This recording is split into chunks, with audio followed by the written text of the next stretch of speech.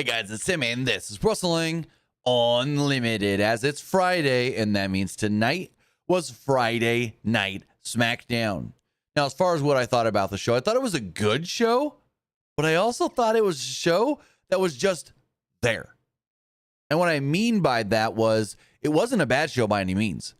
I thought tonight's Smackdown was pretty good, but at the same time, it's like, it was just stuff. There were things of importance here and there sprinkled in and whatnot, but for the most part, it really just felt like stuff. Yes, we did get the Tornado Tag Team match, then built to Bayley and Naomi next week in the number one contenders match. We did get a U.S. title match tonight, but again, most of it just felt like stuff. Nothing felt like it was all that important, is how I should frame it. Nothing felt extra important. It was a good show, but it just didn't feel like if I missed it, I missed something big. You know what I mean? Even that Roman Cody segment, very well done. Both guys performed very well. I got some thoughts about it as far as why the hell it happened the way it did, but overall, a good SmackDown. But a SmackDown to me that was more just like, if you missed it, you missed it, if you know what I mean. So with that, overall, a really good SmackDown. And a lot to talk about coming out of this show. But with that, I want to say, if you are joining us here, if you're doing so, whether that is live on YouTube, youtube.com/youtube.tv/PWU Unlimited, or youtube.com/Pro Wrestling Unlimited, twitch.tv/PWU Unlimited, or podcast services all around the globe like Stitcher, Spotify, Google Pod, Apple Pod, Anchor, iHeartRadio, and so much more. Remember, if you are watching live on Twitch, you can help us out a couple of different ways. You can either help us out by hitting that donate button down below or by donating Twitch bits in the live chat. Also, remember, you can help us out by subscribing to the channel one of two different ways. You can either subscribe with a tiered subscription, or you can subscribe with Amazon Prime, because remember, if you have Amazon Prime, then you have Prime Gaming. Prime Gaming gives you a lot of cool things like free games, free stuff for games, and you always get one free subscription to any Twitch channel you want to subscribe to throughout the month. And I'd greatly appreciate it if you did right here, Pro Wrestling Unlimited. Also, remember to help us out over on YouTube. Hit that subscribe button. That way you know when we go live, post new videos, or post to the community tab. Hit that join button if you want to subscribe as a channel member, whether you do it here on YouTube or patreon.com/PWU Unlimited. Even if you could just do it at the $1 tier. Highly, greatly appreciate it. And finally, remember, if you want to get your comment, question, or concern read live on the air, you can do so by either donating a super chat on YouTube or, like I said, donating Twitch bits on Twitch. And finally, head over to the Epic Game Store. Head over to the Epic Game Store and buy something. Whether you're buying a new game, whether you're buying an old game, whether you're claiming a free game or getting bucks for Rocket League, Fortnite, or Fall Guys, use our code PWU Unlimited at checkout and you will be supporting us at no extra cost. Maybe you're getting God of War Ragnarok on PC that just dropped today. Maybe you're getting that Final Fantasy 16 pre-order put in, or you're getting some of the new Marvel stuff in Fortnite, whether that is the new Iron Man skin in Fortnite or the new Spider-Man stuff in Fortnite and Fortnite, Lego, or Lego Fortnite, whatever they want to call it. Use our code PWU NLIMITED for all Epic Games and Epic Game Store purchases. But with that, as far as Friday Night Smackdown does go, a video package recapped last week's Cody Rhodes, Roman Reigns, and Bloodline stuff to open up the show. The Bloodline was then shown entering the building, going through a metal detector, where they would go through the metal detector and stuff would go off because of their belts. And then Jacob Fatu finally went through the metal detector and then just beat everybody up. I'm like, what? Okay. LA Knight's music hits and we kick it off with the U.S. title match. LA Knight versus Andrade.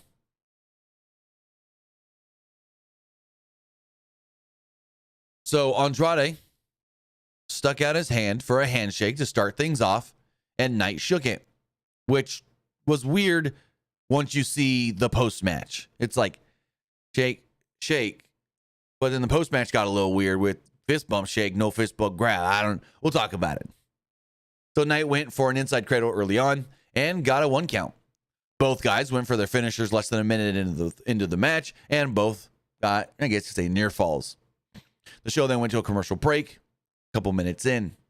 Back from the break, the two were trading strikes inside the ring. Andrade landed a few loud chops, and went to the top to hit a crossbody and got a 2 off of it. Andrade then worked a headlock as the show kind of slowed things down. Andrade ran the ropes, which eventually ended with Andrade running into an elbow from LA Knight. Action then spilled to the outside, and Knight slammed Andrade's head off the commentary table multiple times. Andrade then found himself back in the ring, and Knight hit a slingshot shoulder block for a 2. The two then fought on the apron, and Andrade ran Knight into the ring to take over. Andrade then went to the top and actually landed a moonsault on Knight that was so smooth. This moonsault from Andrade was so smooth. The show then went to a commercial break. Back from the break, Knight and Andrade collided in the middle of the ring to kind of reset things. Andrade then got to his feet and played to the crowd, which had actually a mixed reaction. Andrade went for the double knees, but Knight moved and followed this up with the DDT, which was good enough for a 2. Knight then stomped at Andrade in the corner, which led to a running knee from Knight. Knight hit a neck breaker and got a very close near fall off of this. Knight then lifted Andrade up and put him on the top turnbuckle. Crowd chanted, "This is awesome." And I'm like, really? What are we chanting "this is awesome" for? Like, these guys are going at it and they're having a good match, but I wouldn't call it awesome at this point. Andrade then elbowed Knight off the top, and this led to a missed moonsault, standing moonsault combination. Andrade then landed the double knees in the corner, and Knight kicked out at 2. Andrade then ran at Knight, but Knight caught him and hit a power slam. He followed this up with an elbow from the top rope. Knight then went for a BFT attempt, but Andrade countered into a roll-up and got a 2 off of it. He then hit a wild spinning back elbow and got a great near fall. The two then battled to the top, and Knight slipped twice. And I'm like, what the towards the end of this, it started to kind of go off the rails a little, if you know what I mean. This led to an attempted drop kick from the top via Andrade, but Knight moved and hit a BFT to pick up the win. Not the greatest little finish here. So we come back as far as like cameras are cutting in and looking close and everything, and LA Knight's bleeding from the eyebrow. Not sure exactly where that came from, but the two got to their feet, and LA Knight throws a little fist out. Andrade throws out his hand for a handshake. They kind of look at each other. They look at their hands, look at each other. Andrade then just grabs LA Knight's arm and kind of like shakes it, and then raises LA Knight's arm. Very awkward. And Knight kind of looked mad. So I don't know exactly what happened here. And not mad like I'm playing it off, you wouldn't give me the handshake kind of thing. I don't know. No. LA Knight looked annoyed, like something went wrong in the match that he was not too particularly happy about. Haven't heard anything or seen anything reported, but the way Andrade didn't do the fist bump, then grabbed the hand and shook it weird, and LA Knight's demeanor post-match, it really gave a vibe of, yeah, that wasn't how it was supposed to go kind of thing, or that didn't go as smoothly as planned. So I don't know exactly what happened, but like I said, post-match just felt a little off.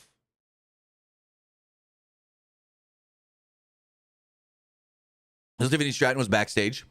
She's just ranting and raving. Nia's just standing there. She's all looking menacing. And Tiffany's just like, we're going to beat Bayley and Naomi. And we're going to send one of them off of Smackdown. And we're going to this. And we're going to that. And Nia's just, yep. Yeah. I'm like, okay, awkward. So we go to the back, and Andrade and Mello were talking. Mello said that Andrade choked harder than the Kings did against the Lakers some years back. And I'm like, well, yeah, you ain't wrong. And it kind of like escalated quick. The two started brawling, and they had to be separated. And then we learned that they're going to fight again next week because the series is 3-2. I mean, these two have great matches, so I'm not complaining. So then we got Cody Rhodes, Roman Reigns confrontation, and I got some things to say about this. It was greatly done as far as production wise, the drama we felt. It was just, I felt a little long. And why are they meeting randomly at night at the Georgia Tech football field? Like, what? Who the hell set this up? Like, in storyline, whose idea was it to, hey, let's meet at the Georgia Tech football field because, well, excuse me, Roman played for Georgia Tech, and Cody's from Atlanta. Yeah, that was kind of weird as far as the whole setup for this. It's like these two need to have a conversation about getting on the same page and what each other wants out of the match and being in the match and this and that. But why was it done here in the middle of the night? And it felt like the middle of the night because we heard no cars driving by, no noise from like people hanging out on the streets or this and that. Now, granted, never been to Atlanta, so I don't know how noisy the streets of Atlanta are once the sun goes down. But still kind of awkward, but at the same time, very well done, very well produced, put together, and so forth. So, we both walk up on the field together, like to each other. Under black SUVs pulled up to the Georgia Tech football stadium. Reigns got out of one and then walked to the 50-yard line. A single white car would pull up to the stadium, and Cody got out of the other. He was driving. So it's like Cody drives himself, Roman doesn't. They walk to each other to the 50-yard line. Roman talks first and told Cody that everyone saw. Wait, I wrote this weird. Roman talked first and told Cody that everyone saw what was happening. Roman followed this up by saying that this is my field. Years ago, I played here. Blood, sweat, and tears left on this field. This is my field. With it being my field, it's my stadium. With it being my stadium, this is my city. Reigns then asked Cody, what have you done for my city? And I go, your city? What? Cody goes, your city? We talk about all the different landmarks here. Center stage, the Omni, which they now call State Farm Arena. My family shed their blood, sweat, and tears in those buildings for this business. Cody said, this might have been your field, but this is my home. Roman grinned and said, that's very good. This is your home. Roman told Cody that he signed himself into a lose-lose situation because Cody has everything to lose dealing with all of this. And everybody else involved, well, they got nothing to lose. Roman recalled all the bad things the Bloodline did to Roman, and Roman said that he has nothing to lose because they took everything from him. Roman said he was a man with no country. Cody responded by saying that Roman is a chief without a tribe. Cody said they took Jimmy, his wise man, and his Ulafala. Cody asked Roman to take a good look at the WWE because the WWE has a tribal chief and a champion, and neither of them are Roman Reigns. Cody essentially said that Roman is a shell of his own self. Roman looked in shock at that line and asked Cody, what do you want? Cody said that he wanted Roman's word. I want your word that come bad blood, you will have my back as I will have yours. Roman said, you have my word. I'll have your back. But then after that, after it is all said and done, I want back what is mine. The undisputed WWE Championship. Cody said that it wasn't Roman's to take. Roman told Cody he was in the way. Cody moved, and Roman said Cody was in his way in life. Roman then walked away. So, good segment between the two, but it's still weird. Like, in storyline, what are we supposed to believe? Who set this up? Who said, hey, go meet in the middle of the night at the Georgia Tech Stadium. Lights will all be on. You guys can pull up and then just talk for 5 minutes, maybe 6 minutes or so in the middle of the stadium. Like, it was a good, well-produced segment, but in the end, it did feel a little awkward. I will just say that. It did feel a little awkward. Then it got a little more awkward when they were showing Kevin Owens watching backstage, and Byron walked up and goes, Kevin, you see that? See, they're going to be on the same page. What are your thoughts? And Owens kind of looked at Byron like, really, Byron? And walked off. Then we had Apollo Crews versus Giovanni Vinci. The match went a minute and a half. I don't know what the hell they're doing here. What? So first off, Crews beats Vinci in 3 seconds. Now he beats him in a minute and a half after Vinci gets a little bit of offense. Yeah, I don't know about this one. Before we get into this match, esports gaming rules with a couple bit donations here. The first one says, Kairi Sane's birthday is Monday, which is WWE Raw. So I hope the WWE Universe and Io Sky sing happy birthday to the Pirate Princess and Voyager. I mean, I don't know. They probably wouldn't do it. They're probably not going to do anything for her on camera. Maybe, but more likely not.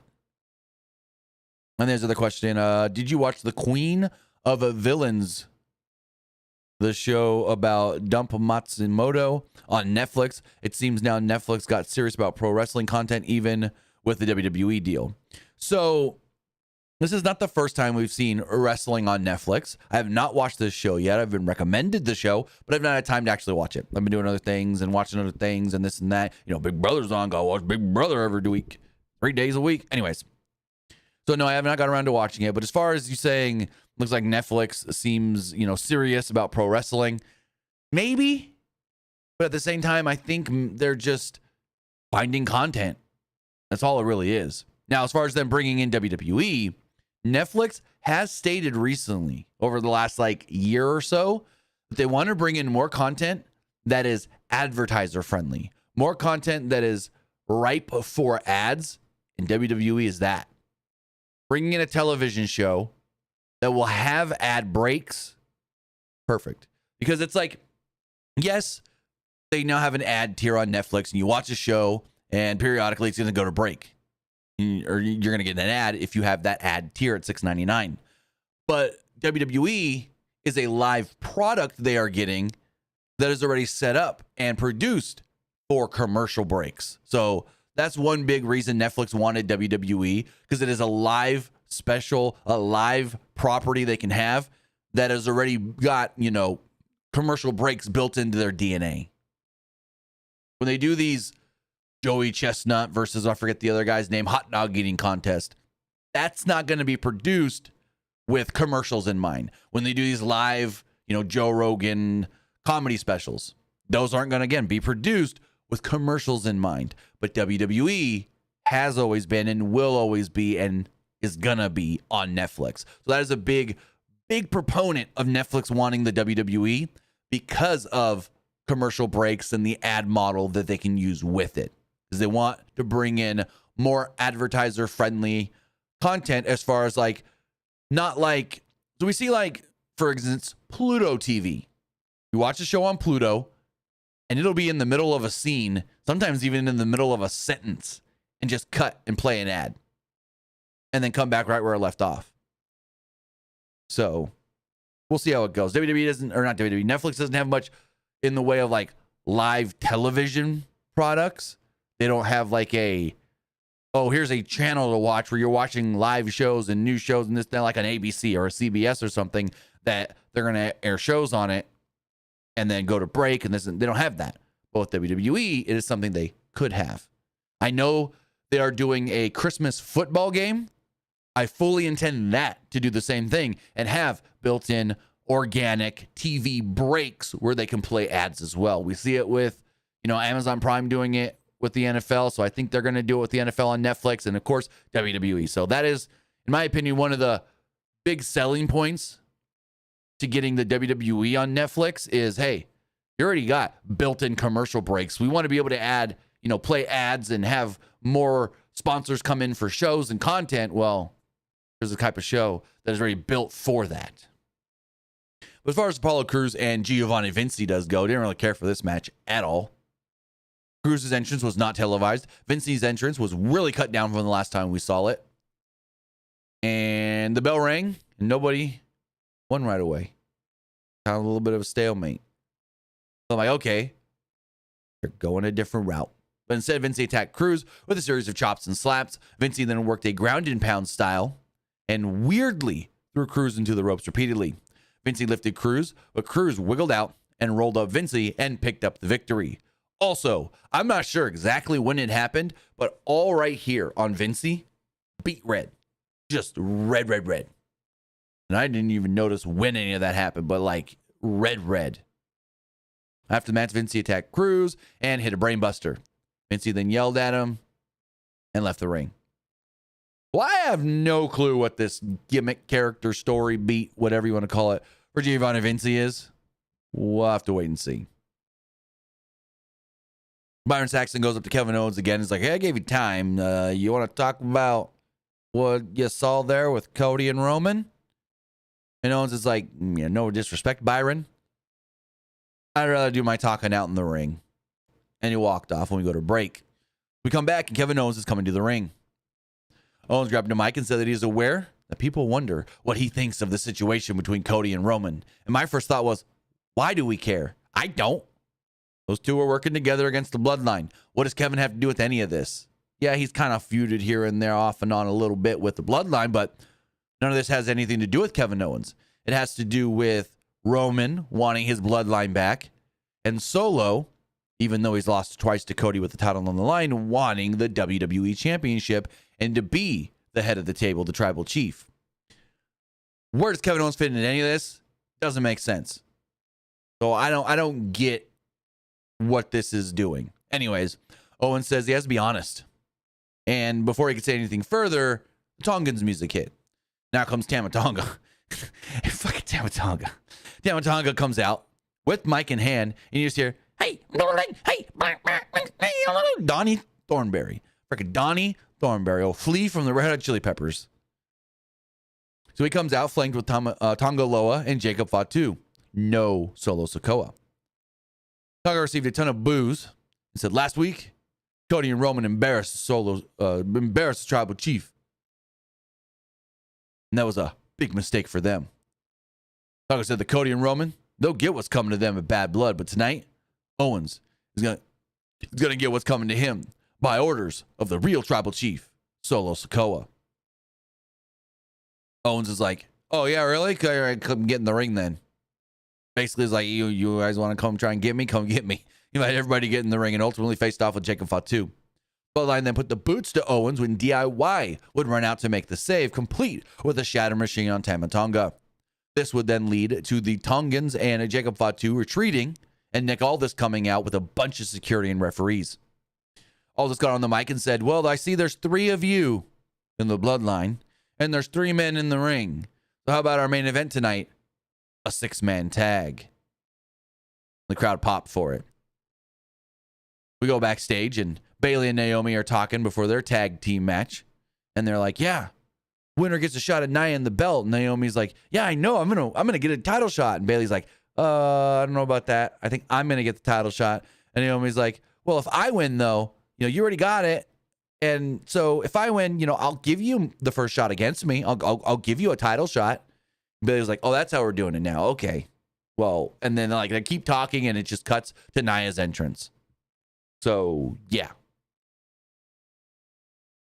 I thought this was going to end up leading to a triple threat of Bad Blood. It still could, but it's probably, I don't know. So the match opens. Remember, it's tornado tag. So nobody's got to tag in and out.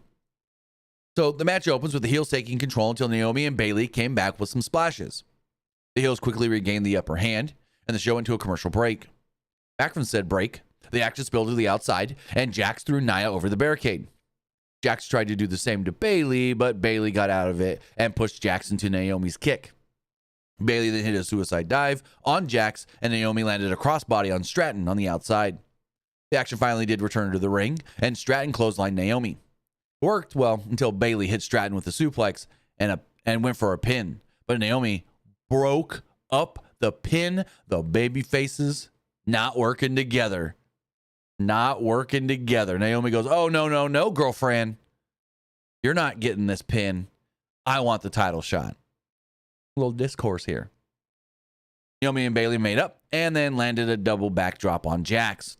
Jax then came right back and took down Naomi before going for her finish, but Bayley came over and cut off Jax. Stratton then got involved, but this only led to a stereo elbow leg drop combo from Naomi and Bayley on Stratton and Jax. Naomi and Stratton were working on to the top rope, but it just led to an X Factor from Naomi on Jax. Stratton then accidentally hit a swanton on Nia. Bayley and Naomi then went for the 1D on Stratton. All of this was enough for Jax to gain her energy back, as they were focusing their energy on Tiffany while Nia was catching her breath. From there, Bailey and Naomi countered something. I'm not really sure what Nia was going for. And basically, they took Nia down. Then there was a crucifix by Bailey with a roll-up from Naomi. 1, 2, 3. They both pinned Nia. So basically, Bailey gets her down with like the crucifix, right? And at the same time, Naomi is rolling her up with the schoolgirl, whatever you want to call it. 1, 2, 3. They then get to their feet. Nia's sitting there shocked like, oh, crap. And we don't know exactly what's going on. So that's why I'm thinking triple threat. Like, I thought triple threat based off the little segment backstage. But more to come here in a moment. We got a Chelsea Green vignette. And it featured Green taking the literal trash out. Green then beat up a mannequin with Meechin's face taped on it.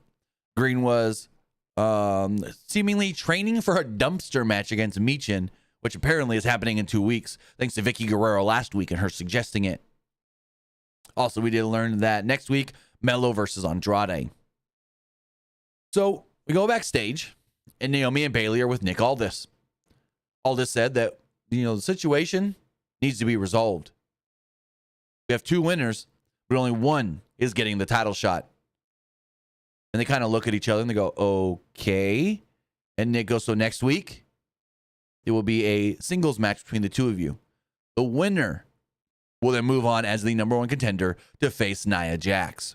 So it will be Naomi versus Bailey next week on SmackDown. Now, the reason I say I think it could still be a triple threat, even though we have this number 1 contenders match set up, there is that slight chance that Tiffany and Nia get involved. We get no finish. And then Nick Aldis has to come out and go, all right, screw it. They both get a shot. I mean, there is also, even, you go a little further, you could make it a 4-way and be like, screw it. Tiffy, you want to be involved in all this too? You're in the match as well. 4-way of Bad Blood. I think more likely triple threat, but it's all possible. It's all possible here. So Kevin Owens makes his entrance for the main event. And I'm like, this is kind of early, but okay. But the video cuts, and DIY is shown being beat up backstage. The Bloodline then came out and attacked Owens. All of a sudden, out of nowhere, Street Profits music hits, and they come out to make the save. Owens landed a swanton basically on everybody on the outside, and it looked like it would be Owens and the Profits to take on the Bloodline in a 6-man tag as we head to a commercial break. So I'm like, do we really need DIY getting taken out here? I mean, I get it. They come back later. This gets the Street Profits on the show. Wasn't a fan of this. I would have rather it be DIY in the match because they set that up earlier. But then beating up DIY just the way they did to where they couldn't come out to do the match made them look so weak. Owens and Tangaloa started off the match, and Owens got the better of it. Dawkins eventually did tag in and got his strikes in before Ford tagged in and worked over Tangaloa. Dawkins then came back in and kept up the offense. Owens followed this up with a tag and hit a clothesline and got a 2 off of it. Ford tagged in and stomped on Loa as the crowd chanted OTC, OTC. Eventually, Loa was able to get to his side of the ring and tag in Jacob Fatu. Fatu quickly, and I mean quickly, gained the advantage over Montez Ford. Tonga would then tag in and landed a springboard splash onto Ford. Tonga then hit a sliding clothesline on Ford for a 2. Fatu tagged back in and landed a running elbow on Ford, but did miss a hip attack. Dawkins tagged in and fired things up, hitting a leaping back elbow and hitting the rest of the Bloodline, knocking them down until Dawkins ran into a super kick from Jacob Fatu. Fatu got a great super kick, I'll say that. Fatu then followed this up with a moonsault, and the show went to another commercial break. When we come back from said break, Tonga went for the cover on Dawkins and got a 2. Tonga eventually leapt at Dawkins, but Dawkins caught him and suplexed Tonga. Fatu tagged in and cut off Dawkins, whipping Dawkins into the turnbuckle. Fatu ran at Dawkins, but Dawkins countered with a leaping kick. Fatu then jumped at Dawkins, and Dawkins moved, ultimately getting the hot tag to Montez Ford. Tonga would tag in as well, and Ford hit a series of moves, complete with a step-up knee and a standing moonsault. He got a 2 off of this one. Owens tagged in and immediately ran around the ring outside of it, clotheslining everybody in the Bloodline and hitting a frog splash on Loa from the apron. Back in the ring, Owens hit a cannonball and a swanton on Tama Tonga for a good near fall. Owens then went to the top, and Tama Tonga cut Owens off. Tonga went for a superplex, but Owens countered with his usual counter suplex. The pin attempt here was broken up by Tonga Loa. Owens then hit a stunner on Tonga, but Loa pulled Owens off Tonga, and for whatever reason, the ref just rang the bell to end the match. Not really sure what happened. They just called it a no contest for some weird-ass reason. Like, this was such a weird finish. Okay, you didn't want to beat anybody. But what?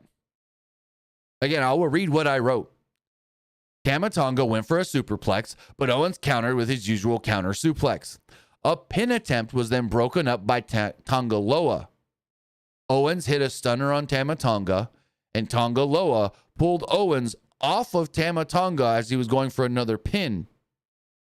And the ref then just rings the bell to end the match. I don't get this at all. Why the hell did the match end like this? This was weird, felt janky, and it's not like they were running out of time. I mean, maybe because they had another 3-4 minutes of post-match. But it's like, did someone get a call to the ref and go, hey, you just need to end it now? Just Montreal screwdriver it. Nobody's winning. Like, what? I didn't get any of this. So after the match, Ford landed a flip dive on the Bloodline and pumped up the crowd.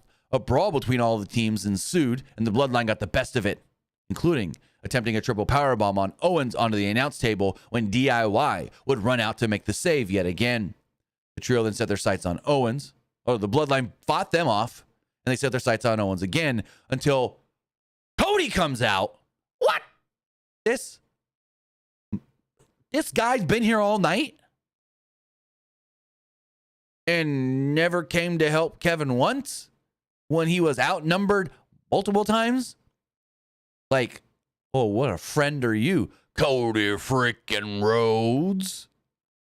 Cody comes out and hit a Cody cutter on Fatu.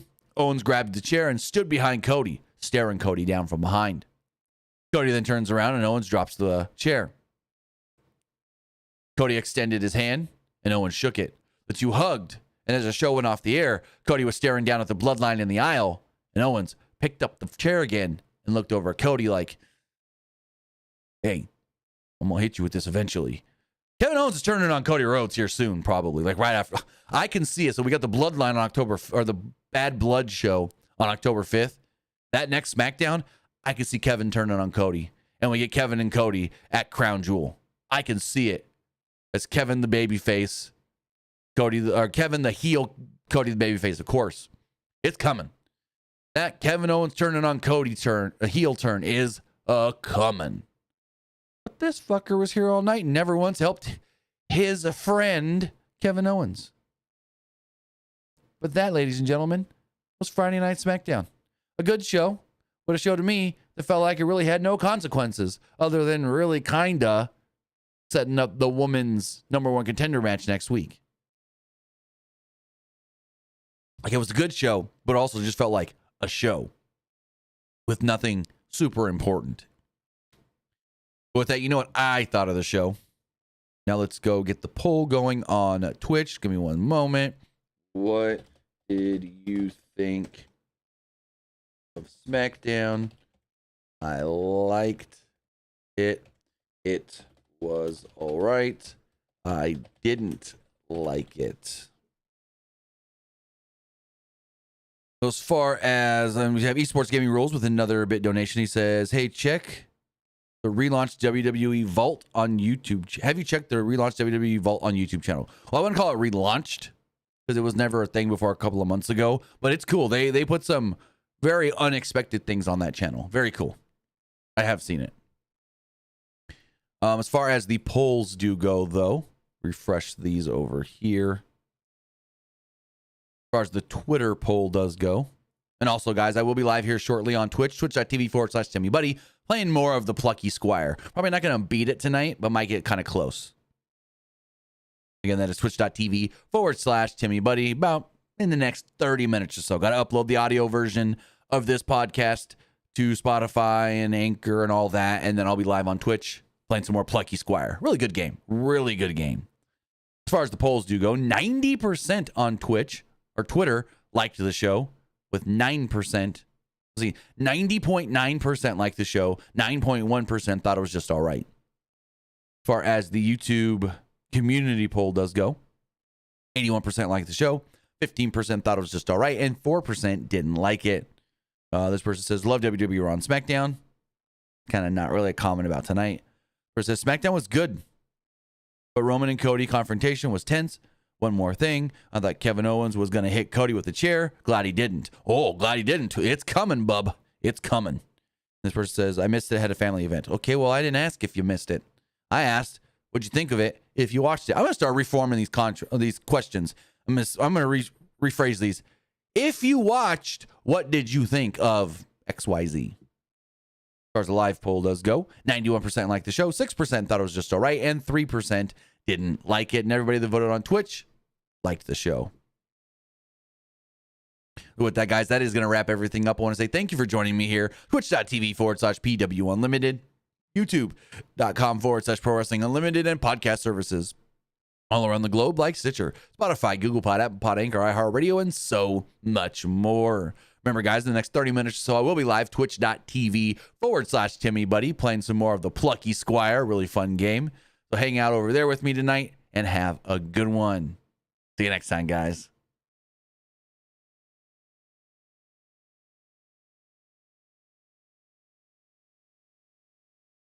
All right. If you're still watching live on